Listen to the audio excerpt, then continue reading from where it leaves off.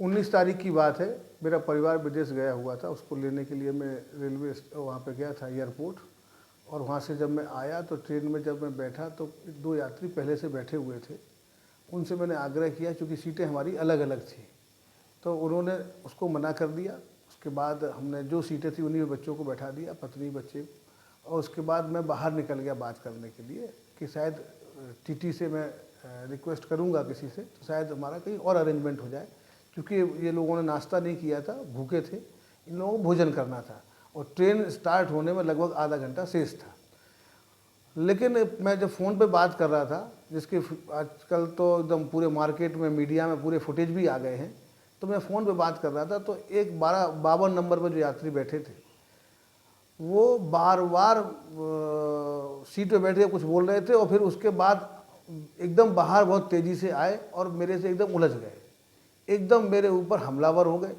मैं समझ नहीं पाया कि इनको क्या ऐसा हो गया। और फिर साथ में दूसरे यात्री भी आ गए और मेरे गनर के बताने के बाद भी कि ये विधायक हैं, और बोले क्या क्या बोला उन्होंने जिसकी कोई सीमा नहीं। लेकिन मैं बार बार भी उनको निवेदन करता रहा, अनुरोध करता रहा कि भाई आप ऐसा क्या है, क्यों आप इतने आक्रोशित हैं। मुझे ऐसा लगा कि शायद नशे में हूँ या कोई और बात हो सकती है, या मुद्दा बनाने की कोशिश कर रहे हों, उन्हें मालूम चल गया कि ये विधायक हैं। तो ये सारी चीज़ें घटना घटी। मुझे जो घटना हुई है झांसी स्टेशन पर, उसके लिए बहुत कष्ट भी है, खेद भी है। और उस घटना के बाद अगले दिन मैंने जिनके साथ में मिस हैंडलिंग हुई, उनसे मैंने बात की, भैया मेरे कारण आपको कष्ट हुआ है, मैं खेद प्रकट करता हूँ, क्योंकि वो मेरे व्यवहार से पूरी तरीके से संतुष्ट थे, मेरे और मेरे परिवार के। क्योंकि यात्रा वो जो विवाद हुआ था उसके बाद भी हम लोगों ने साथ में ही लगभग यात्रा की थी। कुछ समय के लिए हमको अलग किया गया था, तो वो जान भी रहे थे कि इनका व्यवहार बहुत ही शालीन है हमारा और हमारे परिवार का। अब तो सारी चीज़ें मीडिया में एकदम ओपन है, सब चीज़ें एकदम दूध की तरह, कांच की तरह साफ है एकदम। तो अब कोई चीज़ ना किसी के पास छुपाने के लिए है, ना कोई चीज़ बताने के लिए है। मैं इतना ज़रूर कहूँगा कि हम लोग पार्टी के अनुशासित कार्यकर्ता हैं और कभी भी गलत चीज़ों को हम लोग बढ़ावा नहीं देते, गलत चीज़ों का समर्थन नहीं करते, मारपीट का समर्थन नहीं करते।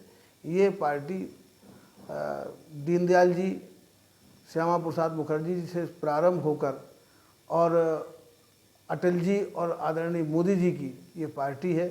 यहाँ अनुशासन प्राथमिकता पे है और अनुशासन की कसौटी पे कसने वाला ही कार्यकर्ता यहाँ पे रह पाता है, अन्यथा उसको बड़ी मुश्किल होती है काम करने में। तो हमारे यहाँ पहली शर्त अनुशासन है और उसका हम लोग पालन करते। 30 वर्ष से अधिक हम लोग पार्टी में हो गए हैं और दूसरी पीढ़ी है हमारी भारतीय जनता पार्टी में।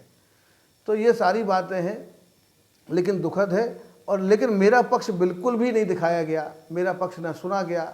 मेरे से लोगों ने बात तो की, मीडिया वालों ने, कि आप अपना पक्ष बताइए, लेकिन उस पक्ष की कहीं कोई चर्चा नहीं की गई।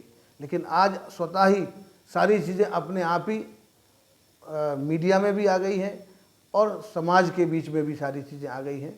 अब मैं कह सकता हूं कि मेरा 1% भी इस घटना में कहीं कोई योगदान नहीं है, कहीं कोई रोल है नहीं है हमारा। मैं पूरी तरीके से इस घटना से नावाकिफ हूँ। मारपीट करने वाले कौन थे? मारपीट करने वाले कहीं ना कहीं वो मेरे से जुड़े हुए कार्यकर्ता थे, क्योंकि उनको सूचना हो गई थी कि विधायक जी के साथ बहुत ही गंदा व्यवहार किया है, जो अति उत्साह में आके और उन्होंने ये घटना कर दी। मैं उनसे पूरी तरीके से ये प्रशासन से भी कहूँगा कि जो जिसने किया है उसके साथ में वैसा व्यवहार करे, क्योंकि पार्टी कानून से चलती है, हमारे यहाँ अनुशासन चलती है और सरकार कानून से चलती है। अच्छा, भारतीय जनता पार्टी ने आपको एसएसटी कर दिया?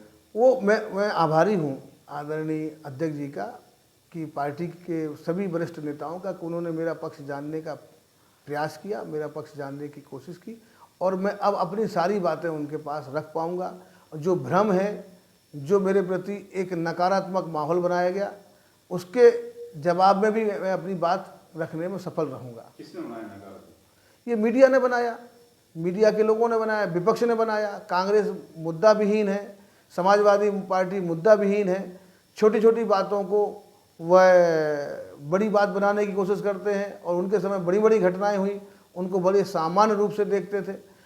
लेकिन हमारे यहाँ कानून का राज है, मोदी जी के और आदरणीय योगी जी के ज़माने में इनके रिज्यूम में कानून का राज है, और कानून की बात होती है। गलती कोई भी करे, कितना भी बड़ा व्यक्ति क्यों ना हो, कानून अपना काम करता है।